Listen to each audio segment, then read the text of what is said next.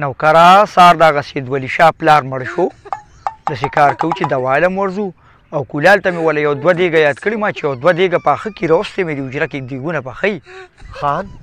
دومره تاوان ولې کې صرف ورغلي به دوا به ورته کړی دی که نه و نوکره دوا به م ورته کوو خو دا دوه دیګه وله ځکه پخومه چې سهار له لیکلي خان یم که سهار له اوټونو ته ودرېږم چې دا خلکه خو راله ټول اوټونه راکړي که نه خان دا خبره خو بلکل ټیک ده دا روان الیکشن دی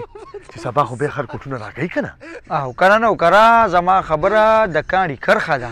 راځه چې ورشو راځه السلام علیکم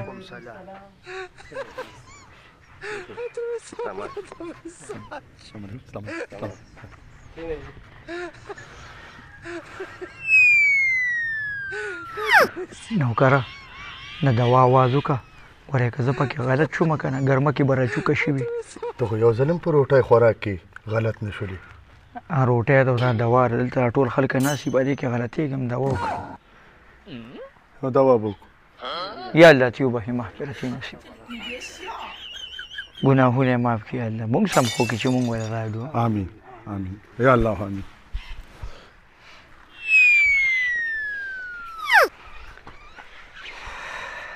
دا په سمړو دا خو پرون ټیک ټاک و که نه سار ګیا له تللی و چې ګیا راوړله بس هټه ټیکو ته وشو وفات شو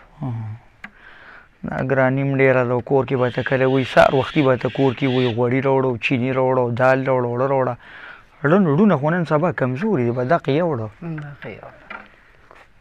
ځه الله به خیر کړي ما کولال ته ویلي دي ما یو دوه دیګم پاخه کړه نو بس هغه یو دوه دیګه پخ کړي دي اوس ورځمه چې څه حساب کتاب دی خیرات به وکړو ښه جنازې نه مخکې یو الله دې خوشحاله کړه الله دې عمر کې برکت واچوي عزتمن شي نوکره ته لاړ شو حجرې ته هغه کولال ته وایي د خدای مسلمانه دا څنګه وریجې شوې مړې دغه وریجو غم وکړه ورشه شابه خان ته ورته مور ورشه ورشه زه دوی سیمه ښه زه ګنټې په وریجو تېرې کړې یا لکه کولاله دا څنګه وریجې شوې دا خو د جنازې ټیم دی لکه د وریجو دا چڼه دواړه لږې کلکې دي لږ وخت پکې شته څنګه کلکې دي ورګه زه خانجي پسې ورشم یا لکه نوکره څه چل دی که د خدای اقربه مېلمانه ټول همداسې ناست دي لکه دا څنګه کولال دی راوستی دی هغه چاړه او وریجه دواړه کلک دي دا څه وی کولال خو سم ده مو خو پته نه لګي چې څه وشي ته راځه چې ورشو چې څه حساب کتاب دی یا لکه کولاله د خدای اقربه ده نوکر مې څه وایي وریجې او چڼه دواړه دې شرمولي دي کلکې دې پخ کړي دا ولې خانجي وریجو خو ګزاره وکړله خو که دا چڼه هم چېرته د شپې نه وشته کړی نو اوس په هغه هم پسته وه مسلمانانو بابا خو سار مړ دی که نه نو چڼه م ورته د شپې نه څنګه خوشته کړې وه او ماشاءالله ماشاءالله دا ځل خو مې فصل ډېر ښه شوی دی او ټیپر مې که ښه دی ښه زرغون دی دا ځل له خو داسې کار کومه چې نوکرانو له پکې یو کیلو ټیپر ورکوم پرېږده چې میندې راته دوا وکړي عباس خان هم څه شی دی څه ګپ شپ خو نه دی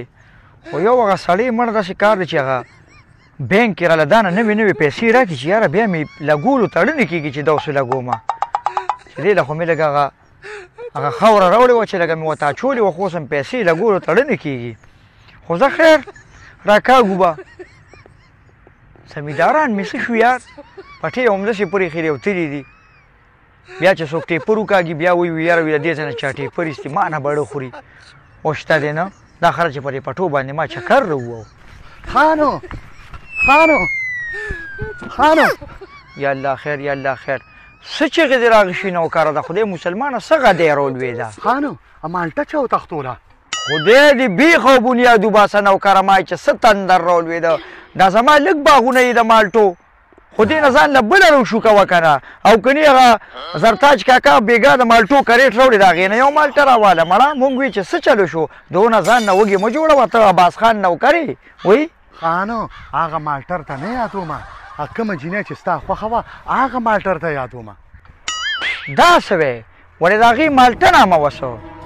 دا پکې لا بله ولې په دنیا کې د نور نومونه ختم وچو چې لا په هغې مالټې خو ده عجیبه کار وشو مړه کم خو تښتېده